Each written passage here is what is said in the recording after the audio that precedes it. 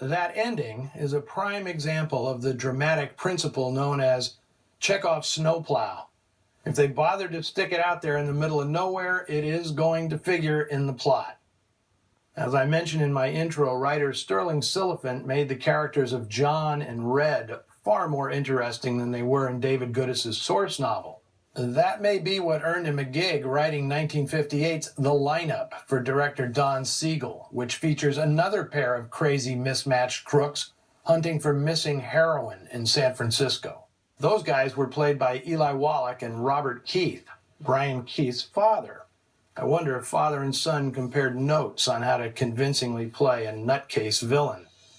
Now, another fun thing Siliphant concocted was the outdoor fashion show shot at the actual J.W. Robinson department store in Beverly Hills. It's right out of an Alfred Hitchcock movie, with Anne Bancroft substituting for Grace Kelly. And it's the store's actual fashion director, Winifred Waring, who acts as the event's MC. I'm sure fans of vintage style, and Noir Alley has a lot of them, got a big kick out of that scene. I just hope Anne Bancroft got to keep the clothes. She'd only been in Hollywood for 5 years, but Bancroft was sour on the business by the time she made Nightfall. She'd made her debut in 1952 opposite Richard Widmark and Marilyn Monroe in Don't Bother to Knock. Not that many people noticed. It was tough for any actress to be noticed in a film featuring Marilyn. Bancroft became unhappy with girlfriend supporting roles, so she left Hollywood for Broadway.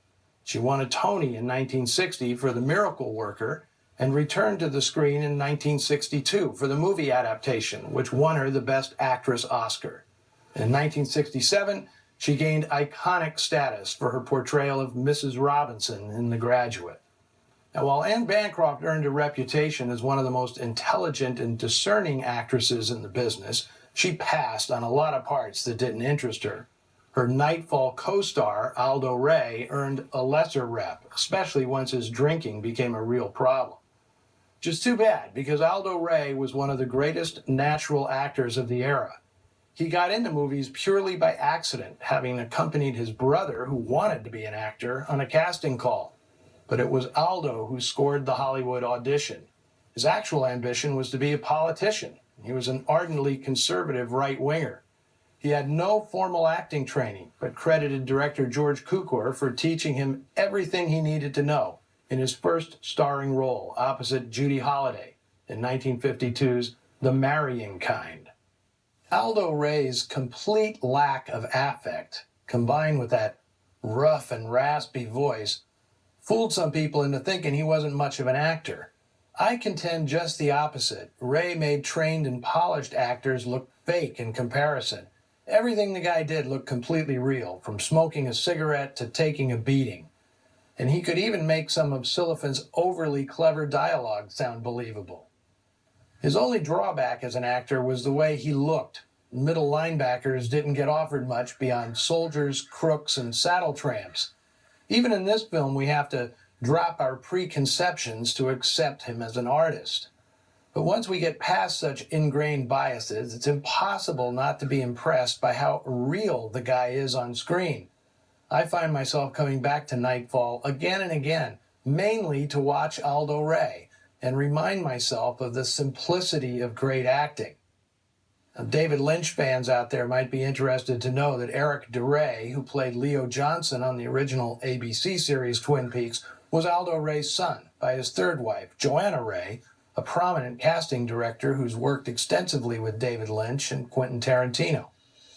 Now, everything I just said about Aldo Ray applies equally to James Gregory, although he had plenty of acting training in New York and a long stage career in addition to movies and television. TV is where he really made his mark, starring in the pilot episode of The Twilight Zone in 1959, and culminating with a 7-year run as Inspector Frank Luger in the TV series Barney Miller. Okay, do me a favor and post your thoughts about Nightfall on the Noir Alley Facebook page and Twitter feed. Then come back next week for a ramshackle rarity, a 68-minute adaptation of Fyodor Dostoevsky's classic 1866 novel Crime and Punishment, updated to 1946 and produced by Poverty Row's Monogram Pictures. It's called simply Fear. I think you'll be surprised. We'll see you then.